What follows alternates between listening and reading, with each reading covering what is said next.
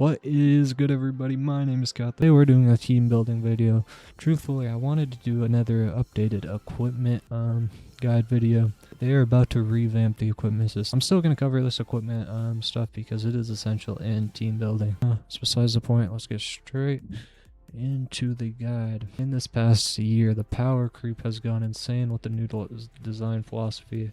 We now have damage guard, so all of these and like more concise kits. So all these old units, you really can't use them, so you're really going to be wanting to run units in the past 6 months. They're not released in the past 6 months, and they're probably fodder. See, even these guys are pushing at this Ultra Vegeta 4 and this, but even they're like, bro, they're so questionable, taking a lot of damage to these new units, especially I'm speaking Vegeta against Orange Pickle. But I haven't used this team too much, so I can't really say. Certainly it's probably still good. But anyway, so yeah, you want to be running recent units in your teams, and that does include units who got in a plat and stuff like that, just updated units with these numbers, because these damage guard and damage inflicted numbers are very important in the starter ability. You're going to be wanting, if you guys do not know what this base means, it is referring, so it says base blast attack, base blast defense. It's referring to this base numbers in your character's kit. And I just figured this out the other day. If you actually don't have 100% base, like from all of these characters and the Zenkai Awakenings and the equipment I'll give you, you won't even be getting your base, getting this full 229 like strike or 241 blast. You'll actually be only getting a percentage of it. Let's say if you have a really lopsided build where you only have 40% strike, you're only going to be having, you know what, 100k strike attack stat. Pretty sure that's how that works. You're going to be wanting about 160 to these offenses to really make these stats good. So that includes having Zenkai Awakenings, you know, good bench units, which have 2 stats in the Z ability, which as this guy gives 35% strike and blast defense. So you're going to be wanting to look at the Z abilities and the Zenkai abilities to really leverage that. So you're going to be wanting 160% roughly of all the base stats, offenses and defenses. One thing I should mention is, you know, you do have a base HP stat in this game, or health. So that's the base stat comes with your character, but you don't need the bench units that do give HP. They don't actually say base, they say max base health. These equipments do say base health, however, go on top of what you already have. Anyways, now that we've established that, why you need base stats and how to get them, just your Zenkai buffs, having 3, you know, the units that you're running, you know, synergize with the stats that they're buffing with their Z ability. You're going to want that. And now I pull up this team because it actually does have a flaw.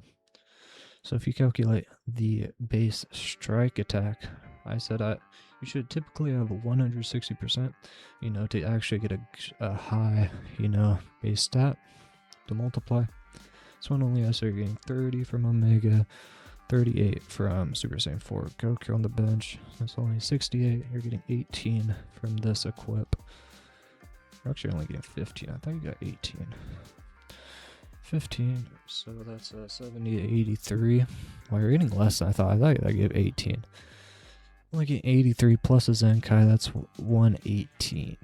Wow, that is actually very low.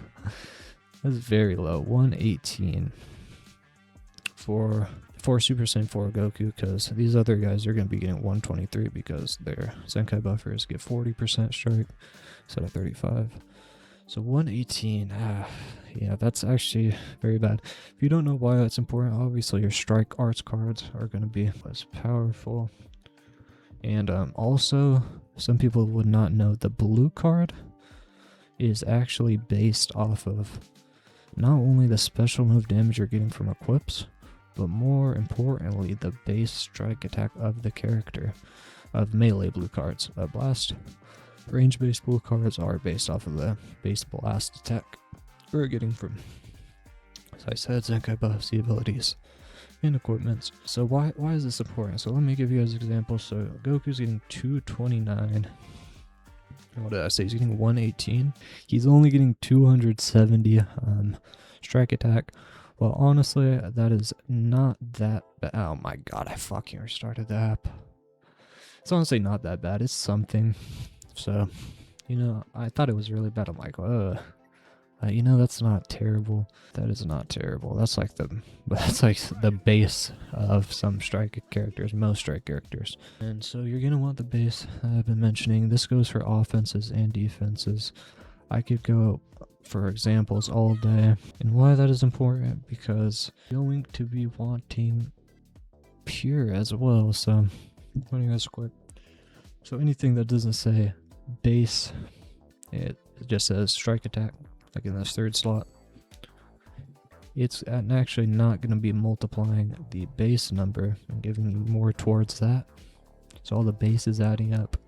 But if it doesn't say base, it's actually going to be pure. That means it's actually multiplying the number with all the bases added up. So like I multiply for the Goku, I think it was 270 or whatever. So it's actually going to be multiplying 270 and not just giving you a percentage of the base stat. So that is obviously a lot better of a multiplication, and it's going to give you, you know, a lot more stats. Especially if your base is high, then bro, that's going to be make or break, is having the pure equips, defenses, and offenses. So that's what you're going to want. You're going to want a lot of base. You want a lot of base through all the sources, and you're also going to be wanting pure equips as well to really leverage all that base you got. So ideally you're going to be wanting a pure of every offense and defense.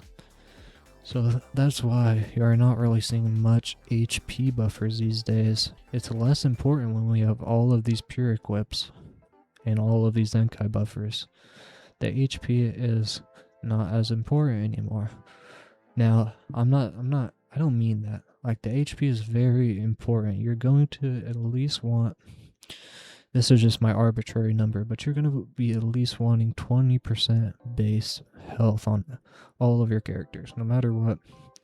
Even if you have to sacrifice some stuff, you need to make it work to get some HP just so your characters are not low HP and dying. You're going to have to make that happen through a HP buff on the bench, or what I do in like all of these teams is just run equips with HP. So this one has 12%.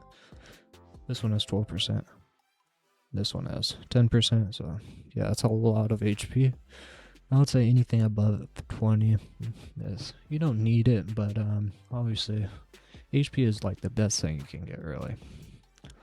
Especially if you have all base stats covered and getting some pure as well for all of that, then the HP. Well, HP first before all of that, but especially if you have all that, the HP is going to be utilized very well. So yeah, that is how I am building all of my teams, making sure I have a pure of every single stat and making sure I have a lot of base through the Zenkai buffers and all of that. And if you have lower base of something, like for example in this CMZ region build, I'm not actually getting that much of base blast attack, blast defense, and blast attack. So I'm actually running this Debor here, which is giving 50 and 50 blast attack and defense. Honestly, because there's not that many options. But obviously a Zenkai buffer might be better. But I'm also not Zenkai buffing Orange Piccolo because he has unique equips. 100 base, 30 base. So that's really insane to have 130 base already on the characters. Now I'm saying I give the number of 160 you would want to have. I'm saying you want 160 so you could start to give pure equips. I say below that it's quite irrelevant because, you know, the stat isn't high enough where you really want to give the pure equip. Might as well do base, even though that's not really true. Like, as I gave that example of the the GT team not having that much base strike, it's still like, it's better than nothing. You know, the like 120 I think it was, it's really not good, but since they have, you know, melee blue cards, it's pretty, except Vegeta, it's pretty important. So I wish I could have more strike attack on that team, but it doesn't work out that way. Thankfully it is a range-based team, so the combos won't be too impaired. But as I was going on about this, you know, you're really going to want to make sure you have just all around base. So I'm doing that Deborah to get more base blast defenses, because these top 3, you know, core units aren't actually giving blast defense. So I got him and a Janemba. He gives 25 both defenses. Guys, just believe me, I'm not gonna pull it up. Just believe me. So that's 75. Right, a Zenkai. That means he's getting 115. So the problem is, we need more blast defense, and we cannot get this stupid other blast defense roll. So we're only getting 133 blast defense, and as I just made the example with the GT team, it's really not that bad. As I guess at least if you're getting 120, you might as well throw a pure equip on there. However, I would, you know, recommend at least getting like 150 at least, bro. Somebody told me 160 is like what you want, but I guess, hey, if you get 150 at least, you can throw a pure equip on there. If you're still confused about the pure equips, I do have an equipment guide. Feel free to check that out. Go really in depth with that. But we're going to move on. I guess also if you know your character has restrictions in his kit, some characters are like that. For example, Goku, if he has one other GT battle member, he's getting more damage and endurance. Right here, you're getting 20% damage and damage guard for every other fusion or Saga's battle member. So you're going to be wanting to be reading that starter ability, see if you're not missing out on everyone. Sometimes it is pretty important. Sometimes you can make it work even without these things, just if the team is that good. Like last but not least, we're just going to be talking about synergy of the units. We covered the restrictions. Now we're going to be wanting to cover the synergy. So at bare minimum, you're at least going to be wanting to run 1 second life unit. 1 second life unit, you know, 1 damage dealer. You know, these are like archetypes of the characters. You know, there's damage dealers, you know, disrupt units.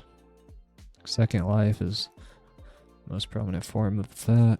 Basically what I'm getting at, you don't want a team that's just going to die immediately. You know, you need these revival units and endurance units with abilities. Like for this example, CMZ has a Rising Rush protection, ultimate counter, Rising Rush counter. So obviously the base and the pure is not just going to carry you. Obviously you need the synergy of the units. This is more cut and clear. You know, in the standard mode you have 180 counts, so you're going to be needing to do a lot of damage and be able to tank a lot of combos. So you're going to be needing endurance units, survival units, and no team is really complete without at least 1 second life unit to eat a Rising Rush. One of the most annoying mechanics in every single game. And one thing I did forget to mention is you're going to be wanting color synergy. So in this example, you know, the yellow protects the green from the purple and the red protects the green from the blues. So that's also something to keep in mind. Yeah, I think that's pretty much it. You know, that's, you know, if you want to learn more about the equipments, go watch the equipment guide. We'll have that linked in the description below. Also in the annotations at the end. Also, I guess something I should cover is the supporters. So in terms of these little guys, they are completely pay-to-win garbage. The main thing, they're giving you more base to all of your character stats. As you can see in the bottom here, all of them are giving a lot of base. So obviously, as I mentioned, that shit is very important. You know, I'm going based on the base of the... So this is actually increasing, it's not giving you more base, but it's increasing the base stat of your character. So obviously that's important if your character's base stat. So better having, multiplying the base number of that is obviously going to be a lot better.